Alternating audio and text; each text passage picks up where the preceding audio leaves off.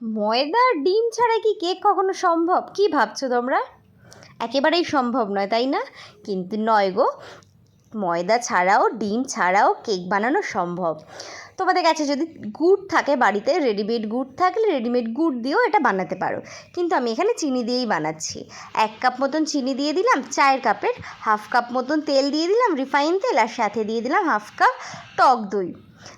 বাস, টক দইটা একটু খেয়াল রাখতে হবে, ভীষণ টক যেন না হয়, ভীষণ টক না হয়। বাড়িতে বানিয়ে দই দিতে পারলে তো খুবই ভালো হয়। আমি এই বাড়িতে বানানো দই দিয়ে এটা বানাচ্ছি। বাস, এবার এটাকে ভালোভাবে একটু মিক্স করে নিলাম একটা হ্যান্ড উইক্সের মাধ্যমে। তারপরে দিয়ে দেবো এই যে আটা। কি ভাবছো আটা দিয়ে কেকটা কেমন লাগবে খেতে? একদমই কোনো ভাবনা চিন্তা করো না, আটা দিয়ে কেকটা খেতে সত্যিই ভীষণ ভালো লাগে। প্রথমে কখনো ভাবিনি যে আটা দিয়ে কেক বানাবো এবং সেটা খাবো। তো আজকেই ফার্স্ট টাইম বানিয়েছিলাম। প্রথমে ভাবলাম কেমন লাগবে খেতে, একটু টেস্ট করেই দেখি। ভিডিওটা করে রাখি, যদি ভালো লাগে তাহলে তোমাদের সঙ্গে শেয়ার করব, তোমরাও বানাতে পারবে। তারপরে বানানোর পরে যে ফিডব্যাকটা পেলাম, জাস্ট বলার মতন নয়। এতটা ভালো হয়েছিল আটার কেকটা, ভাববার বাইরে। যেহেতু ময়দাটা আমাদের শরীরের জন্য অনেকই আনহেলদি, ময়দাটা অ্যাভয়েড করাই ভালো আর কি। দেখতে পাচ্ছ আটা দিয়ে কি সুন্দর একটা স্মুথ ডো বানিয়ে নিয়েছি। ডো বলবো না কি, যাই হোক, এটা বানিয়ে নিয়েছি আটার। তারপরে দিয়ে দিচ্ছি 1 teaspoon baking powder, 1/2 teaspoon baking soda. বাস দিয়ে দিলাম, মানে যতটা বেকিং পাউডার দেবে তার 1/2 বেকিং সোডা দেবে। আবারও ভালোভাবে আটাটার সঙ্গে ভালোভাবে মিশিয়ে নিচ্ছি। এবং এর ইয়েটা দেখতে পেয়েছো কতটা নরম হয়েছে? অতটা কিন্তু শক্তও না, অতটা মানে ভীষণ নরমও না, ওই মোটামুটি টাইপের। দেখতে বুঝতেই পারছো কেমন আর কি দিয়েছি। এখানে আমি কোনো রকমের কিশমিশ ইউজ করব না। তোমরা চাইলে কিশমিশ, খেজুর যা খুশি দিতে পারো। আমি এখানে শুধুমাত্র বাদাম দিয়ে বানাবো। একটু দিয়ে দিলাম আখরোট, একটু কাজু বাদাম, আর একটু পেস্তা, আর একটু আমন্ড। বাস বাদামগুলো দিয়ে দিলাম। বাদামগুলো মুখে পড়লে না বেশ ভালো লাগে খাওয়ার সময়। আবারও হালকা হাতে একটু ভালোভাবে মিশিয়ে নিলাম বাদামের সঙ্গে আটাটাকে। আটাটা বলছি কেন, যাই হোক, কেকের মিক্সারের সঙ্গে ভালোভাবে এটাকে মিশিয়ে নিলাম। দেখতে পাচ্ছ থিকনেসটা, জাস্ট দেখে নাও, খুব একটা পাতলাও না আবার খুব একটা শক্তও না। এইভাবে আমি আর কি করে নিলাম। তারপরে এরকম একটা টিন নিয়ে নিয়েছি, কেক টিন আর কি, অ্যালুমিনিয়ামের। তোমরা যে কোনো স্টিলের বাটি নিতে পারো, অ্যালুমিনিয়ামের বাটি নিতে পারো, যে কোনো টাইপের, বা কেক বানানোর মোল্ড তো সবার বাড়িতেই থাকে। তো এরকম একটা কেক টিন নিয়ে নিয়েছি। তার মধ্যে সামান্য একটু তেল দিয়ে হাত দিয়েই লাগিয়ে নিলাম, আর ব্রাশটাকে আর নোংরা করলাম না, হাত দিয়েই তেলটা লাগিয়ে নিলাম।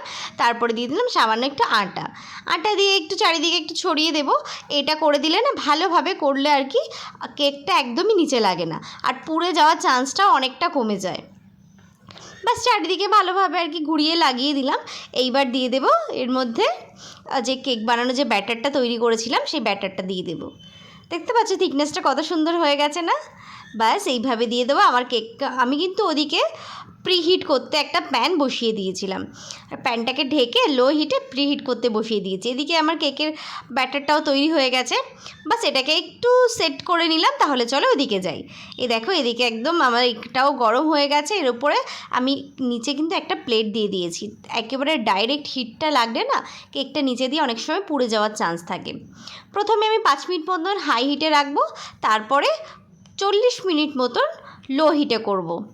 ব্যাস এই যে দেখো কেকের লুকটা কি দারুণ দেখতে লাগছে না? আমি সামান্য কিছু কিশমিশ ওপর দিয়ে ছড়িয়ে দিয়েছিলাম। আমার ঘরে কিছু কালো কিশমিশ আর কিছু বেরিজ ছিল, ভাবলাম এটা দিয়েই দিই। তো তোমাদের সাথে এটার ভিডিও করা হয়নি, তো ওটা আমি উপরেই দিয়ে দিয়েছিলাম।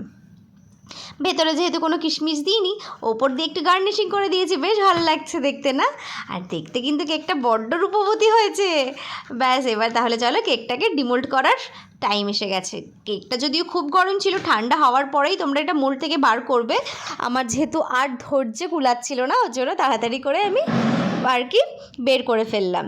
দেখতে পাচ্ছ কেকের নিচেটা একটুও লাগেনি, এবং কেকের মোল্ডটা পুরোপুরি ক্লিন ছিল। বাস তৈরি হয়ে গেছে আমাদের কেক। এবার চলো এটাকে কেটে তোমাদের দেখাই কতটা স্পঞ্জি হয়েছে, কতটা সফট হয়েছে। দারুণ হয়েছিল খেতে। তোমরা অবশ্যই বাড়িতে একবার ট্রাই করো। ভালো লাগলে আমাকে কিন্তু অবশ্যই কমেন্ট করে জানাবে। আর আমার নতুন নতুন ভিডিও দেখার জন্য অবশ্যই আমার পেজটাকে ফলো করে রাখতে হবে, তাহলে আরও নতুন নতুন আরও ইউনিক রান্নার তোমরা আইডিয়া পাবে। বাস এই পর্যন্তই। তোমরা এরকম এরকম কেক বানাও, বাড়ির সবাইকে খুশি রাখো, তোমরাও খুশি থাকো, ভালো থাকো। আবার দেখা হবে নতুন একটা ভিডিও নিয়ে নতুন কোনো সময়। ঠিক করে দেবো তুমি তাহলে।